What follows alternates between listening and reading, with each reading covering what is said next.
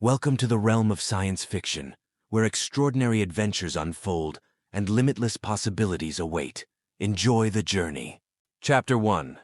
The Black Market of Vrax 7. Mark Carter stepped off his old, battered ship, the Rust Bucket, onto the dusty spaceport of the planet Vrax 7. The air here was thick with the acrid smell of burnt metal and engine oil, a scent all too familiar to smugglers like him. The skies of Vrax 7 were perpetually shrouded in gray clouds, with faint light from two distant suns barely illuminating the surface, casting everything in a bleak, muted glow. This was no place for the faint-hearted. Vrax 7 was a harsh, lawless planet where every transaction was paid for in blood or credits. Mark pulled his worn leather jacket tighter around himself, not because of the cold, but to avoid drawing attention. Perched on his shoulder was Zix, a small, mischievous creature he had picked up during a failed trade. Zix hopped about, emitting curious little chirps. Its soft fur shifted colors with its mood. Its large, round eyes sparkled with curiosity, and its neon-like glowing tail swayed behind it. Zix was a troublemaker, but it was also Mark's most loyal companion. "Zix, don't cause any trouble," Mark muttered, giving the small creature a light pat on the head. Zix responded with a cheerful chirp, as if it had no intention of heeding the warning. The black market was located deep within a massive cavern, illuminated by flickering neon lights in shades of green and red that reflected off the jagged stone walls. Scattered throughout were glowing blue furnaces, radiating heat and casting eerie shadows that made the air feel stifling. The sounds of shouting vendors, heated arguments, and the clanging of metal echoed through the cavern, creating a chaotic symphony of greed and desperation. The market stalls were cobbled together from scraps of metal, each one displaying strange and dangerous wares. An alien vendor with purple skin and glowing eyes was hawking old plasma rifles, while another, a half-cybernetic being, tried to convince passers-by to buy broken-down robots. One stall showcased jars filled with tiny glowing creatures suspended in green liquid. Mark passed by a weapons stall where a massive energy cannon was displayed on a rack. The vendor, a three-eyed alien with rough, scaly skin, eyed him suspiciously. "Care to try it, human?" the vendor rasped. Mark shrugged. "I don't think I need something that can blow up an entire ship." The vendor chuckled darkly. "You don't know what you're missing. This cannon can pierce the armor of a warship. Only 10,000 credits and it's yours." 10,000 credits? Mark scoffed. "I could buy an entire ship for that." "Then you're not my customer," the vendor said dismissively, his tone dripping with disdain. Zix, still perched on Mark's shoulder, leapt down and began fiddling with an old energy generator on the stall. "Zix, get back here," Mark called. But the little creature only giggled and continued its mischief. Another vendor with purple skin and glowing eyes smiled as he watched Zix. "Your creature is fascinating. Can I buy it? I'll pay a good price." Mark shook his head. "Not for sale. It's my companion." The vendor shrugged. "Companion or not, it's valuable. If you change your mind, come back." As Mark wandered through the stalls, he couldn't help but think about his past. He had been born on Earth, in a poor industrial district of an old city. Dusty streets, crumbling buildings with peeling paint, and skies perpetually choked with factory smoke. That was the world he had grown up in. His father, Thomas Carter, had been a talented mechanic, but also an alcoholic. He was often unemployed and had a volatile temper, which kept the family in a constant state of tension. Mark remembered the nights when his father would come home drunk, shouting and smashing things.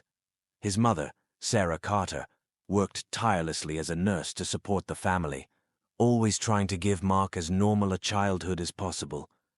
Mark's sister, Emily, was the only person in the family who truly believed in him. She had taught him how to take apart and reassemble old devices, a skill that would later become one of his greatest assets. But Emily had died of a rare illness when Mark was just 10 years old. Her death left a deep scar on him and further fractured their already fragile family. After his mother passed away, Mark had nothing left to lose. He left Earth, carrying with him painful memories and a silver necklace his mother had given him. Smuggling wasn't the life he had wanted, but it was the only way he could survive in a galaxy full of danger. As Mark walked through the market, he was drawn to a commotion in the auction area. A loud alien auctioneer was shouting, trying to draw attention to the centerpiece of the stage. A large iron cage was on display, and inside was a tall figure with pale blue skin and long silver hair. It was Karina, an alien warrior, unconscious and bound by glowing blue energy restraints. She wore a tattered shirt that revealed her muscular frame, and faint glowing patterns on her skin shimmered under the lights. The auctioneer, a yellow-skinned alien with tiny beady eyes, bellowed, "A rare warrior from the frozen worlds, a living biological weapon trained to fight and serve. Who will claim her?" The crowd began murmuring. A four-armed, orange-skinned alien said, "She looks strong, but is she worth the price?" Another bidder, a half-cybernetic being, chuckled darkly. "Worth it or not, I just need her as a bodyguard." A massive alien with gray skin and glowing red eyes raised his bidding paddle, his deep voice booming across the market. 5,000 credits, he shouted. Mark stood at the back, watching with curiosity. Zix, perched on his shoulder, chirped and hopped excitedly, as if trying to get his attention. Mark looked closer at Karina. Even in her unconscious state, her face showed no weakness. She looked like a warrior imprisoned, not a slave. Part of him wanted to turn away and leave, but another part of him felt compelled to act. 6,000 credits! Mark shouted, raising his paddle. The crowd turned to look at him, their eyes filled with surprise. The massive gray-skinned alien scowled and shouted, 7,000 credits! Mark gritted his teeth. He didn't have much money, but he couldn't let her fall into the hands of someone like that. 8,000 credits! He yelled, his voice firm with determination. The auctioneer looked around, waiting for more bids. When no one else spoke, he slammed his gavel down and declared, 8,000 credits. The warrior is yours, human. End of Chapter 1. Mark won the auction, but he knew that this decision would drag him into a world of trouble. Karina was not just a warrior, she was a mystery he had yet to unravel. On his shoulder, Zix chirped happily, as if it knew that their adventure was only just beginning. Chapter 2. Karina Awakens. Mark Carter hurried through the narrow, dark alleys of the Vrac 7 black market, clutching the auction paddle as if it were his ticket to survival. On his shoulder, Zix hopped around, emitting excited chirps, but Mark paid no attention. He knew he had just done something incredibly foolish. Very foolish. The alien warrior he had just purchased was no ordinary item, and winning her had already drawn the attention of dangerous individuals. The iron cage containing Karina was being dragged behind him by two alien porters. They said nothing, silently doing their job, but Mark could feel their eyes on him, eyes filled with suspicion and curiosity. He didn't blame them. Even he didn't fully understand why he had done this. "Are you sure you want to take her?" one of the porters asked in a raspy voice. "She's not like the others. Do you even know who she is?" Mark shook his head, unwilling to answer. He just wanted to get out of there as quickly as possible. When they reached the spaceport, the rust bucket came into view under the faint glow of neon lights. The old ship, with its scratched hull and peeling paint, looked more like a pile of junk than a functioning vessel. But to Mark, it was home, and the only place he felt safe. "Put her in the cargo hold," Mark ordered, pointing toward the ship's entrance. The two porters nodded and hauled the iron cage aboard. Zix leapt off Mark's shoulder and scurried after them, its glowing tail swaying like a tiny lantern. Mark was checking the ship's systems when a loud noise came from the cargo hold. He frowned, set down his wrench, and quickly made his way there. When he opened the door, the sight before him made him freeze in place. Karina was awake. She stood inside the iron cage, her glowing violet eyes locked onto Mark. The energy restraints binding her hands had been destroyed, and the iron bars of the cage were bent as if they were nothing more than soft wires. Her tall, imposing figure radiated a terrifying strength, and the glowing patterns on her skin shone brighter than before, as if reacting to her anger. "Who are you?" Karina demanded, her voice cold and commanding. "And why did you buy me?" Mark swallowed hard, trying to keep his composure. "Calm down. I'm not your enemy. I just wanted to save you from those people."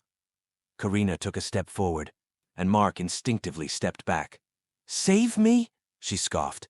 You think I need saving? You have no idea what you've just done, human.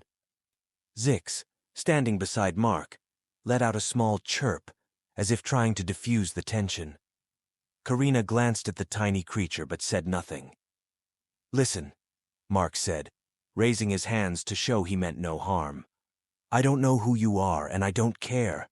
All I know is that if I hadn't bought you, you would have ended up in the hands of far worse people. Karina stared at him for a moment before relaxing her stance.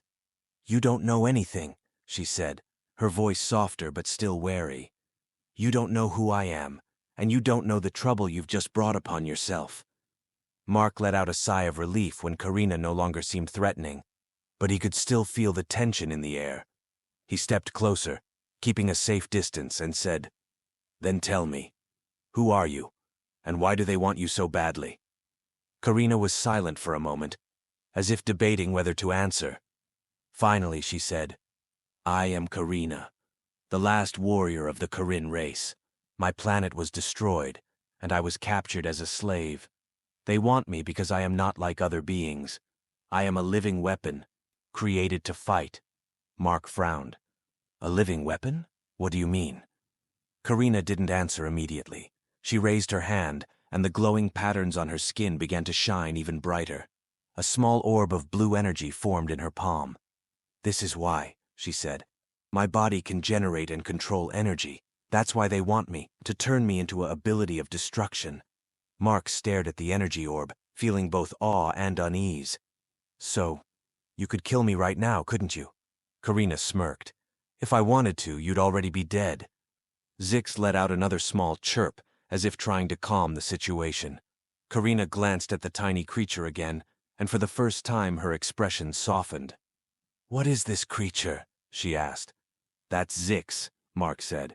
It's my companion, and well, it's a bit mischievous. Karina crouched down, studying Zix with curiosity. Zix hopped up, its glowing tail wagging, and let out a cheerful chirp. Karina smiled, a rare, genuine smile. At least you have a loyal friend, she said. Mark felt the tension ease, but he knew the situation was still far from resolved. Listen, he said. I don't know what I've gotten myself into, but I don't mean you any harm. If you want, I can let you go, but I think we can help each other. Karina eyed him suspiciously. You think I need your help? No, Mark replied. But I think you don't want to be captured by those people again, and I'm sure they won't give up easily. Karina was silent, as if weighing his words. Finally, she nodded. Fine. I'll stay, for now, until I recover. But if you betray me, I won't hesitate to kill you. Mark chuckled dryly. I'll keep that in mind. As Mark and Karina were talking, a loud noise came from outside the ship. Mark frowned, quickly heading to the control panel to check the security cameras. On the screen, he saw a group of mercenaries approaching the ship, weapons in hand. Damn it, Mark muttered. They've found us. Karina stepped beside him, looking at the screen. Those are Vorak's men, she said. He's one of the ones who captured me. If we don't leave now, they won't let us live. Mark nodded, quickly starting up the ship. Hold on tight, he said. We're getting out of here. Karina looked at him, her eyes filled with determination. If they want to fight, I'll show them why they should never cross me. End of Chapter 2. Chapter 3. The Chase on Vrax 7. Mark Carter sat in the pilot's seat of the rust bucket, his hands moving swiftly across the old control panel. The console beeped repeatedly as the systems powered up, but the ship responded sluggishly, as if it too was weary from years of overuse. Outside, the heavy footsteps of the mercenaries grew louder and closer. On the security monitor, Mark could see at least 6 of them, all heavily armed. Damn it, this ship needs to start up faster, Mark muttered, sweat beading on his forehead. He glanced at Karina, who stood behind him, her sharp eyes fixed on the screen. She didn't look afraid, but the tension in the air was undeniable. Are you sure this ship can fly? Karina asked, her voice cold and skeptical. Don't insult my ship, Mark replied, trying to stay calm. It may be old, but it still works. Just give it a few more seconds. Zix, perched on the control panel, hopped around nervously, emitting worried chirps. Its glowing tail wagged back and forth, as if trying to warn Mark of something. He glanced at the security monitor again and saw one of the mercenaries attaching a device to the ship's hull. "They're planting a bomb!" Mark shouted, frantically pressing the engine ignition button. The engines roared to life, and the ship began to shake as it prepared for liftoff. Karina quickly moved to the window, peering outside. "If you don't take off now, we won't have another chance." "I'm working on it!" Mark yelled, pulling the throttle.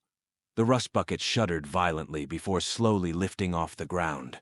Outside, the mercenaries opened fire, red laser beams striking the ship's hull and leaving scorched marks. "Hold on tight!" Mark shouted, pushing the throttle forward.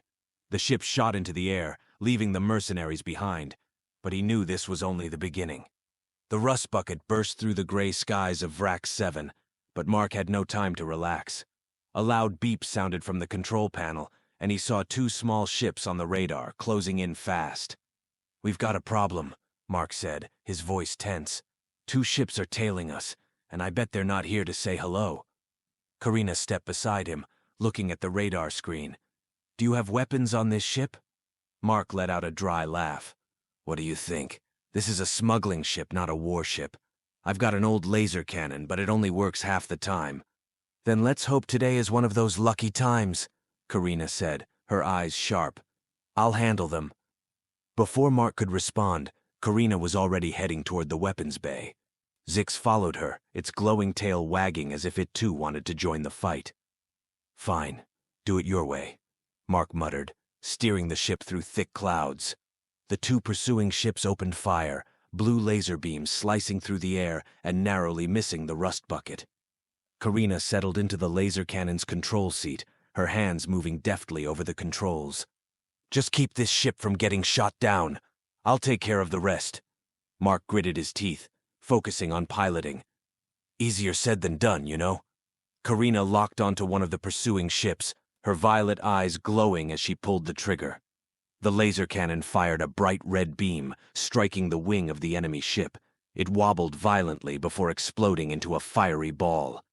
"One down," Karina said, her tone calm as if this were just another routine task.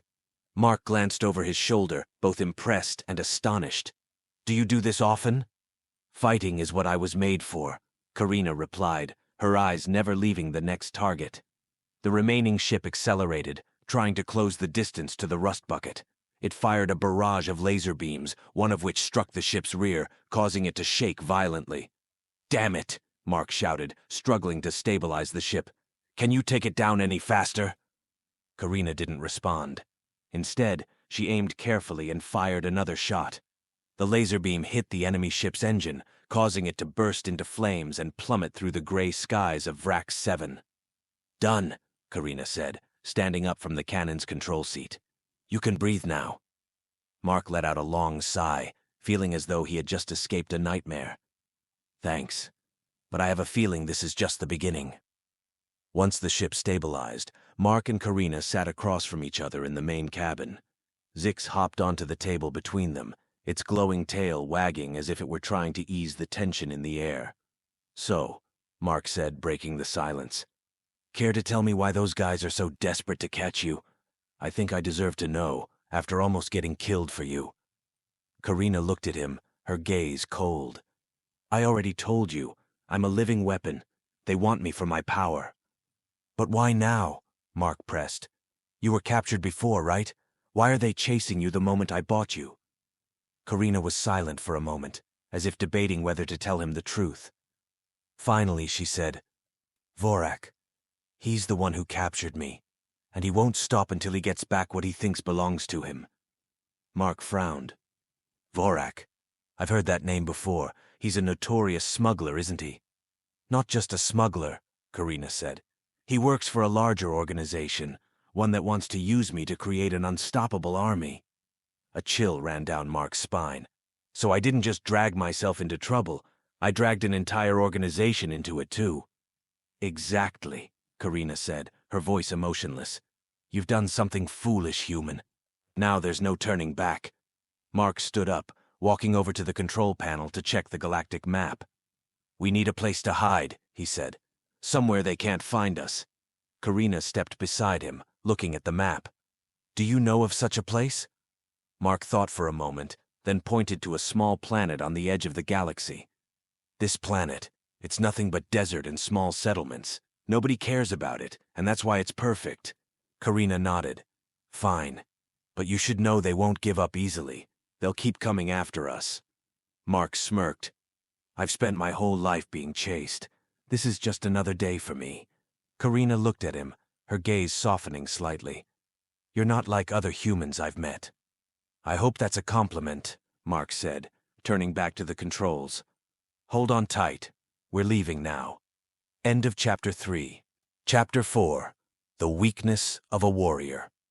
The rust bucket shot out of Rack 7's atmosphere, leaving behind the chaos of the planet and its relentless pursuers. Mark Carter sat in the pilot's seat, his hands gripping the controls tightly, sweat beading on his forehead. He glanced back at Karina, who stood behind him, her sharp gaze as cold and focused as ever. Zix, as usual, hopped around on the control panel, its glowing tail wagging back and forth. We're almost there, Mark said, his voice tired but relieved. This planet is nothing but sand and rocks. No one will find us here. Karina didn't respond.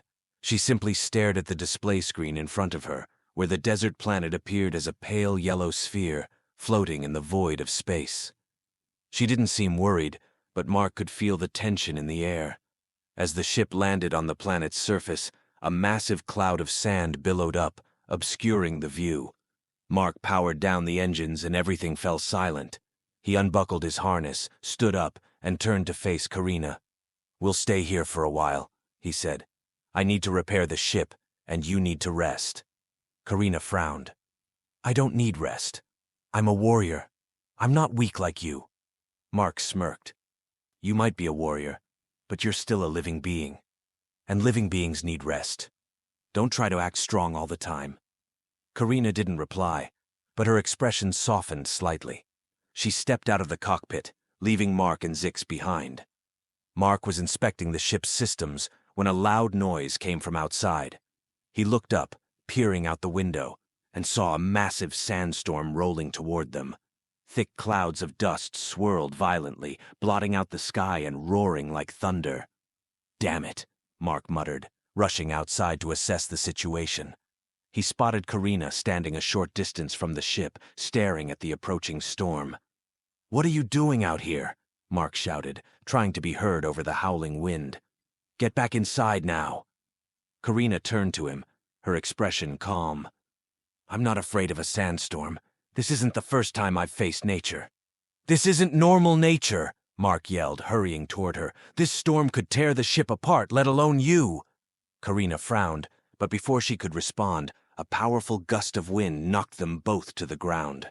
Mark quickly got back on his feet, grabbed Karina's arm, and pulled her toward the ship.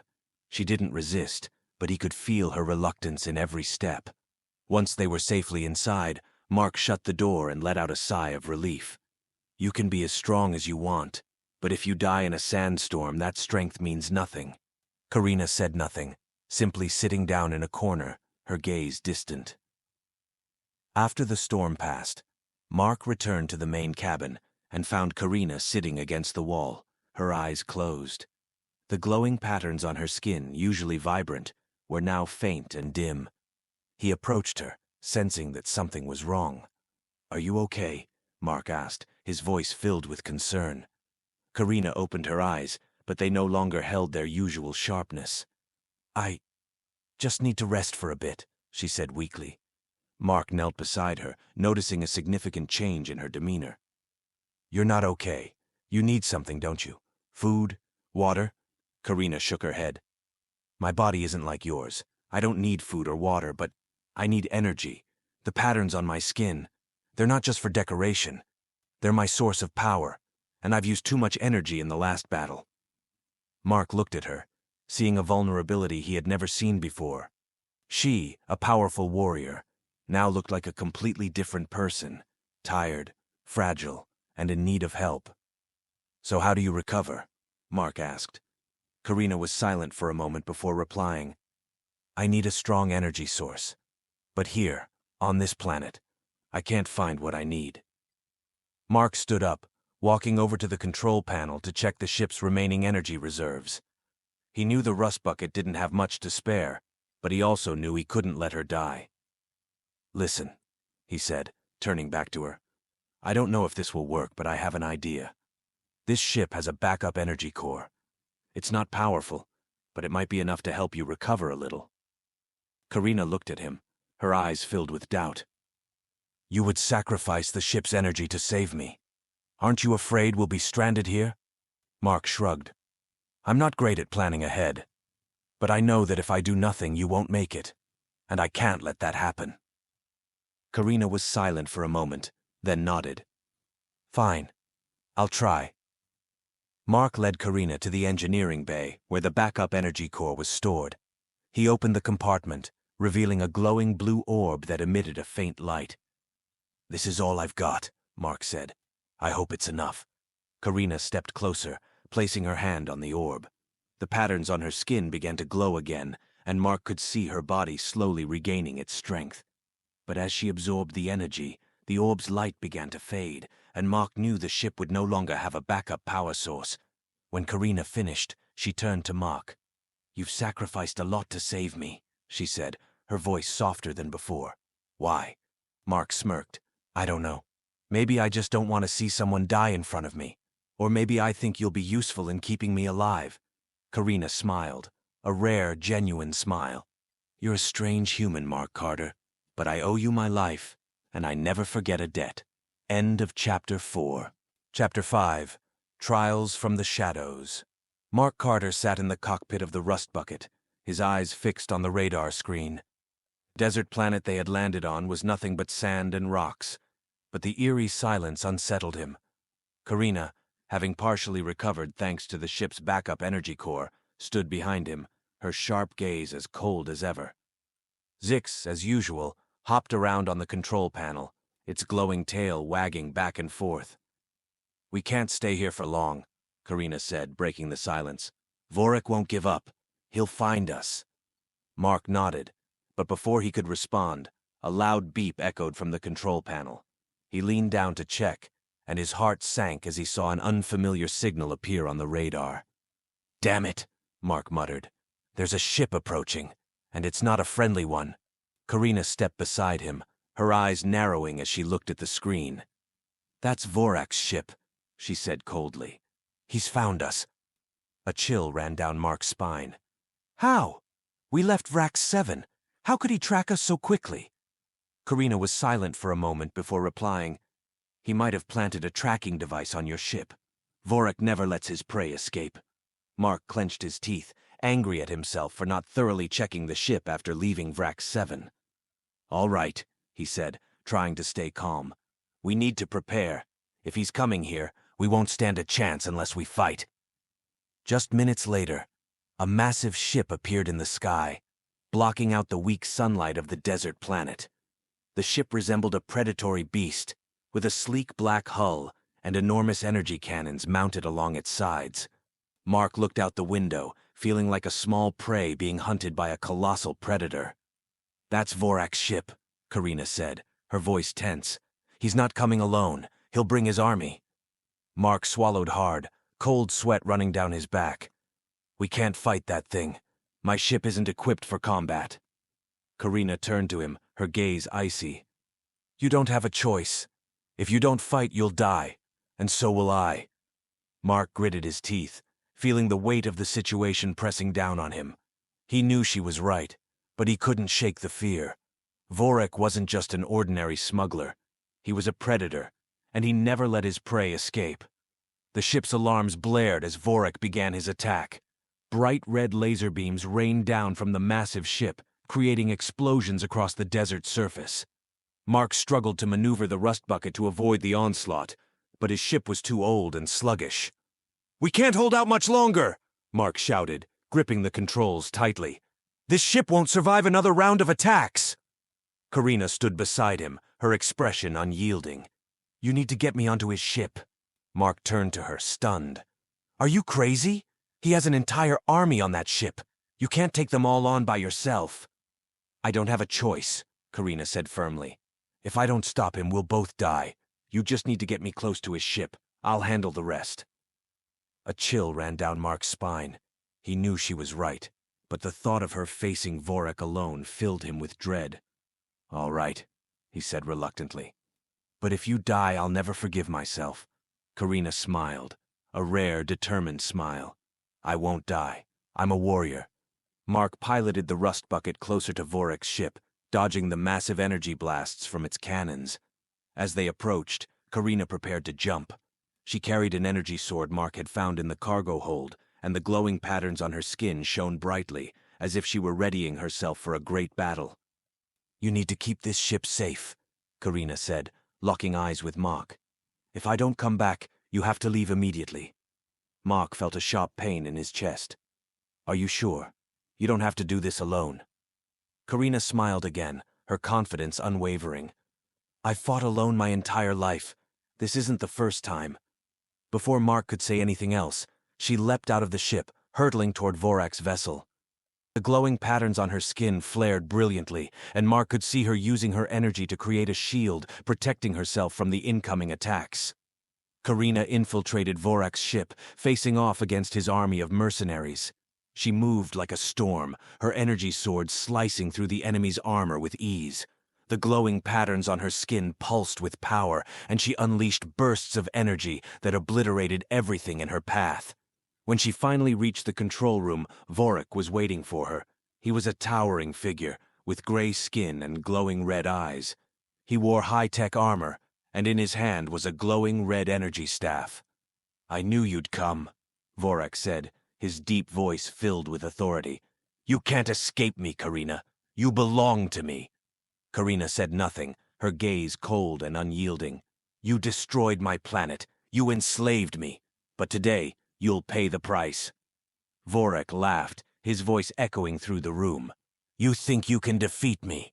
I'm the predator, and you're just the prey." Karina didn't respond. She charged at him, her energy sword glowing brightly. The battle between the two powerful beings began, and the entire ship trembled under the force of their clash. While Karina fought Vorak, Mark stayed aboard the rust bucket, trying to keep the ship safe. But when he glanced at the radar, he saw another signal appear. A fleet of ships was approaching. It was the army of the organization Vorak worked for, and they were coming to destroy everything. A chill ran down Mark's spine. He knew they couldn't hold out much longer. He had to make a difficult decision: leave and abandon Karina, or stay and face certain death. "Damn it," Mark muttered, gripping the controls tightly. "I can't leave her behind." He made his decision, steering the rust bucket closer to Vorak's ship despite the danger. He knew that if he didn't save Karina, he would never forgive himself. End of Chapter 5. Chapter 6. A life-or-death decision. Mark Carter piloted the rust bucket closer to Vorak's massive ship, ignoring the blaring warnings from the radar. The fleet of ships from the organization Vorak worked for was closing in, and Mark knew their time was running out. Sweat dripped down his forehead, but he didn't care. He had only one goal: to save Karina. "Zix, hold on tight," Mark said, his voice tense. The small creature leapt onto his shoulder, its glowing tail wagging nervously, as if it too could sense the danger. As the rust bucket approached Vorak's ship, Mark activated the comms system. "Karina, can you hear me? Where are you?" There was no response. Mark gritted his teeth, a wave of anxiety washing over him. He knew she was fighting Vorak, and he couldn't leave her to face him alone. "All right," Mark muttered, his hands flying over the controls. "If you won't answer, I'll find you myself." He activated the emergency docking system, maneuvering the rust bucket to latch onto one of the side hatches of Vorak's ship. With a loud jolt, the two ships connected, creating a temporary passageway. "Zix, stay here," Mark said, standing up and grabbing an energy pistol from the cargo hold. "I'll bring her back." Zix let out a small, worried chirp, as if protesting, but Mark shook his head. "No, not this time. I need you to keep this ship safe. If I don't come back in 10 minutes, get out of here." Zix lowered its head, its glowing tail dimming slightly. Mark took a deep breath, then stepped through the passageway, entering Vorak's ship. Inside Vorak's ship, the air was oppressive and dark. Long corridors were dimly lit by flickering red lights, and the sound of alarms echoed throughout the vessel. Mark moved cautiously, his energy pistol at the ready, his eyes scanning for any sign of Karina. Distant gunfire and explosions echoed from deeper within the ship, and Mark knew she was there. He sprinted through the corridors, avoiding patrolling mercenaries. Several times, he had to duck behind crates to avoid being spotted, but he didn't linger. Every second that passed could be Karina's last. When he reached the control room, the sight before him made him freeze. Karina was locked in combat with Vorak, and their battle was like a storm unleashed. Her energy sword glowed brilliantly, slicing through the air with incredible speed.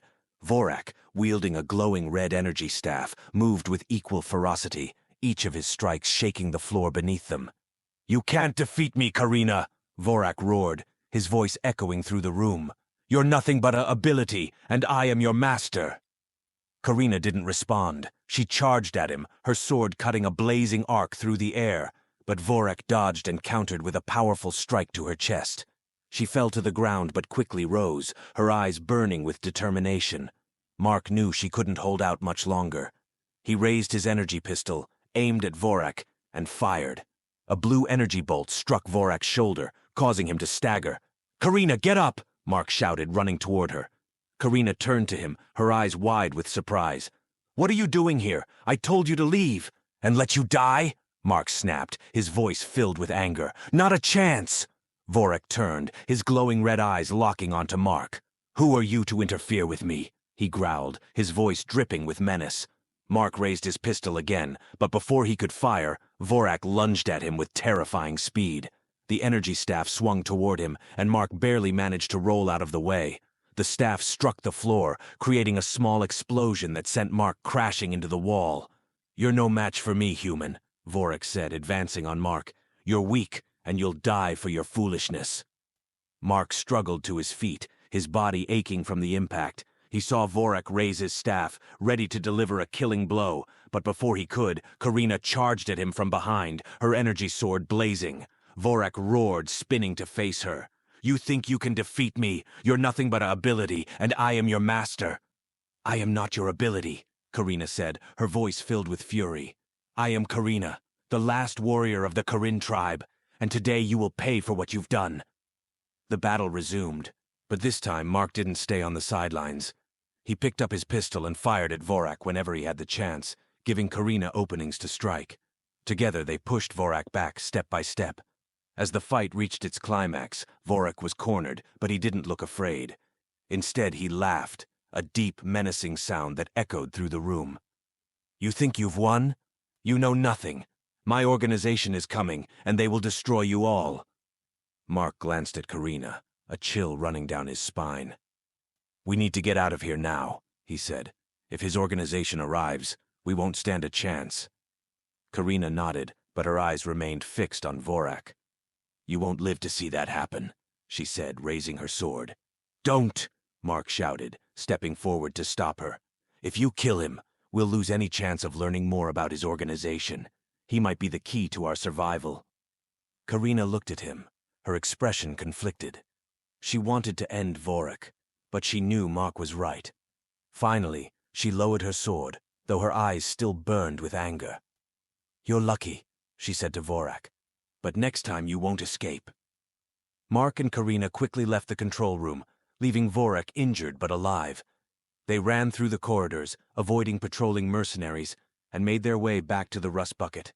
Once inside, Mark started the ship and detached it from Vorak's vessel, speeding away into the void of space. "We did it," Mark said, letting out a sigh of relief. "But I don't think this is over."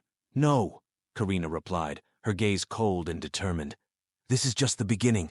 His organization won't stop, but I won't let them win." Mark looked at her, feeling a deep sense of respect. "Then we'll fight.